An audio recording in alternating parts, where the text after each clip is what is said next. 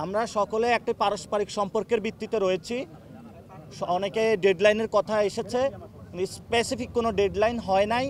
তবে এটাতে সবাই সম্মত হয়েছে, অনেক বেশি দেরিও নয়, আবারই খুব তাড়াতাড়িও নয়, খুব দ্রুত সময়ের মধ্যেই সবার পর্যবেক্ষণ নিয়ে এটা প্রকাশ করা হবে। আপনাদের অংশগ্রহণটা কি ছিল এই যে ঘোষণাপত্রে? আপনাদের অংশগ্রহণটা কি ছিল ঘোষণাপত্র যেটা খসড়া তৈরি হয়েছে সেখানে? কি আমাদের অংশগ্রহণ? এই ঘোষণাপত্রের জন্য সরকার যে খসড়া দিয়েছে সেই খসড়ার ব্যাপারে কিছু আমরা আমাদের কিছু অবজারভেশন দিয়েছি ঘোষণাপত্রের বিষয়ে।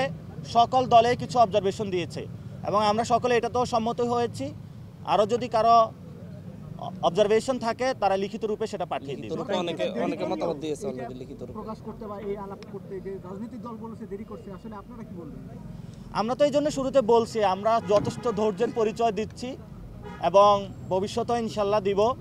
আমরা মনে করছি যে বাংলাদেশের এই বর্তমানে সার্বভৌমত্ব রক্ষা করতে হলে একটি ঐক্যের প্রয়োজন। সেই ঐক্যের জায়গাতে আমরা সর্বোচ্চ ছাড় দিয়ে সবাইকে গণতান্ত্রিক একটি প্রক্রিয়া যাত্রার জন্য ধৈর্য ধারণ করছি। কিন্তু আমরা আমাদের এই ধৈর্যকে কেউ সুযোগ বা যদি অপচেষ্টা করার লিপ্ত হয়, আমরা মনে করি তাদেরও আগামীতে ফেসিবাদী ব্যবস্থার যে লড়াই রয়েছে সেখানে তারা ক্ষতিগ্রস্ত হবে। এজন্য হলো জনতার কাতারে তাদেরকে আসার জন্য আমরা অনুরোধ জানাচ্ছি।